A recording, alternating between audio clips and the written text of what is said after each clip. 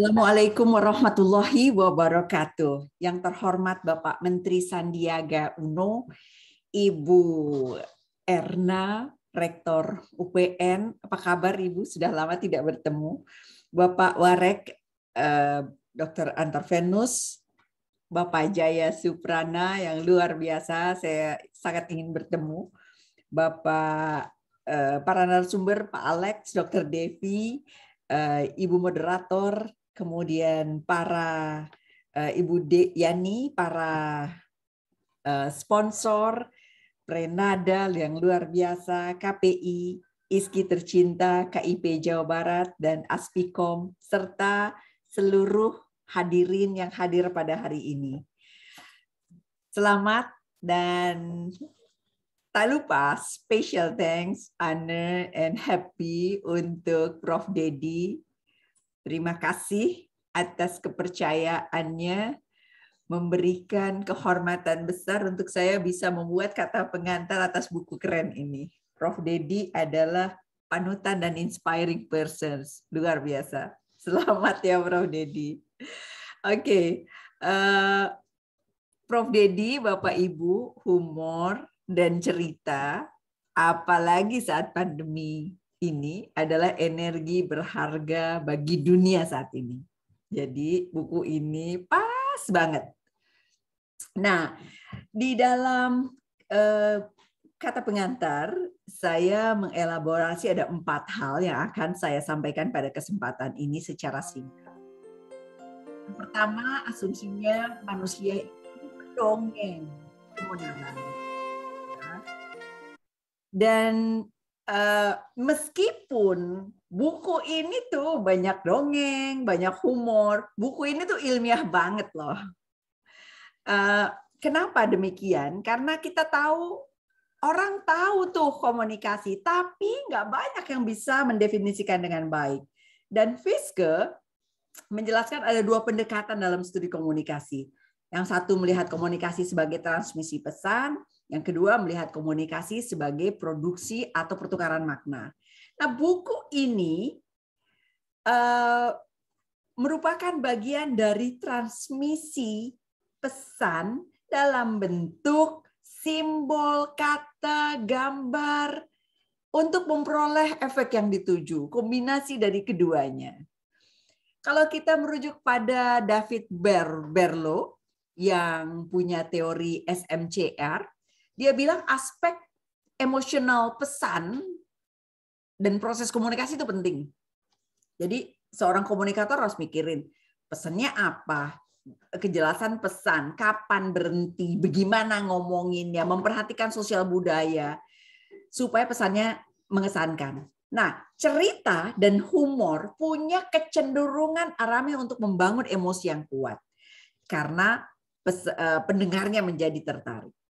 Di dalam pesan yang emosional, takut, marah, humor, supaya seru, itu perlu ditambah nonverbal, ekspresi wajah, gerak tubuh, suara, dan lain sebagainya.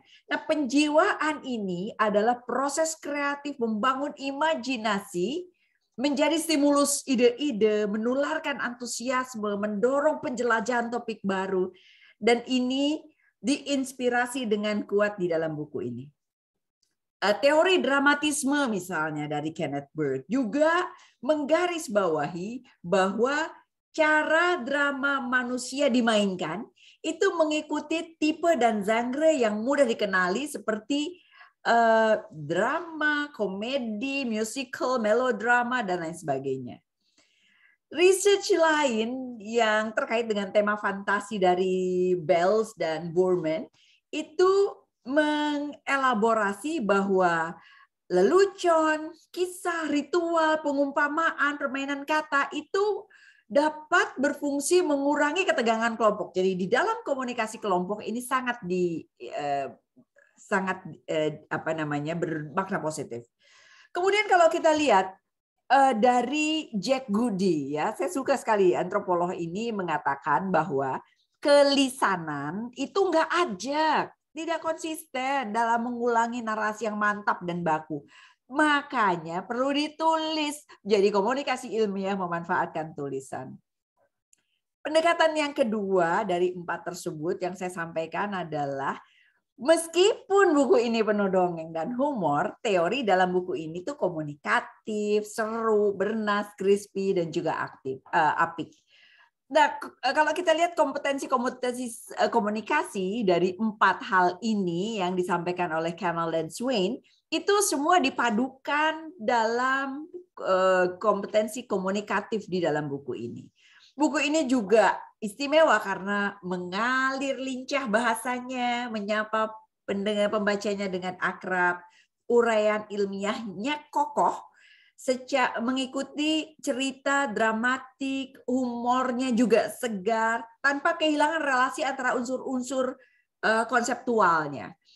Disampaikan dengan tidak menggurui, membiarkan cerita dan humor itu berbicara sendiri pada pembaca dengan cara yang tidak lazim, biasanya pada buku teks komunikasi pada umumnya. Dan inovasi pembelajaran ini menarik untuk dipertimbangkan, diimplementasikan pada buku-buku lainnya. Asumsi manusia pendongeng terinternalisasi dalam buku ini. Isunya juga seru, ada tourism, ada business, ada education, ada health, ada politik. Isunya juga menarik tentang miskomunikasi. Miskomunikasi itu dilihat dari beda persepsi, budaya, dan harapan. Miskomunikasi yang menarik adalah tidak dilihat sebagai kebisingan. Dia sejalan dengan Derrida, miskomunikasi itu sesuatu yang mutlak tidak dapat terpisah dari komunikasi yang baik. Keduanya merupakan aspek yang tak terhindarkan dan dapat terjadi secara simultan sebagai koin dua wajah, ya. Nah, supaya miskomunikasi tidak berakibat mahal dan menimbulkan kegagalan komunikasi, maka cerita humor secara rileks diharapkan dapat menghasilkan komunikasi yang harmoni. Unsur yang ketiga yang saya lihat dari buku ini adalah meskipun penuh dongeng dan humor, teori ini inspiratif karena menggerakkan hati dan menyemangati. Saya rujuk pada Neuhauser, dia bilang kalau Anda ingin orang ingat-ingat pesan dan percaya, cara terbaiknya adalah dongeng. Kenapa? Karena cerita itu melekat seperti karet. Mudah diingat, dipercaya, menginspirasi pendengar, membangun hubungan emosional yang kuat antara pendongeng dengan pendengar. Humor pun demikian, punya manfaat yang banyak sekali, ya. Meluruskan masalah, menyederhanakan fenomena pelik, mengingatkan orang untuk melihat dari berbagai perspektif, menghibur, mengakrabkan, menghadirkan toleran, menghadirkan kohesivitas kelompok dan berdampak bisnis. Di dalam budaya Islam juga humor banyak sekali digunakan, ya. Nazaruddin Hoja, kemudian di dalam dakwah-dakwah juga banyak sekali, ya, di berbagai agama tentu saja. Yang keempat, buku ini menyehatkan meskipun penuh dongeng dan humor. Kenapa? Karena sehat kalau merujuk kepada WHO dan Undang-Undang Nomor 36 tahun 2009, sehat itu jiwa, raga, sosial. Sehat bikin manusia jadi produktif secara sosial dan ekonomi. Nah, cerita dan humor bisa menjaga fisik, mental, dan sosial kita sehat. Humor itu adalah cara bijaksana mempertahankan diri beralih dari fokus ketika dirundung masalah, baik ekonomi, sosial, politik, kesehatan, dan lain sebagainya. Kemudian dengan tertawa, itu positif untuk kesehatan, mengurangi rasa sakit, meningkatkan toleransi akan rasa sakit, mengatasi tekanan emosional karena nyeri, dan lain sebagainya.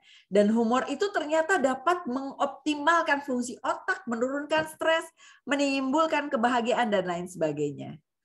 Ini humornya tambahan aja, Prof, soalnya ikutan-ikutan, ya.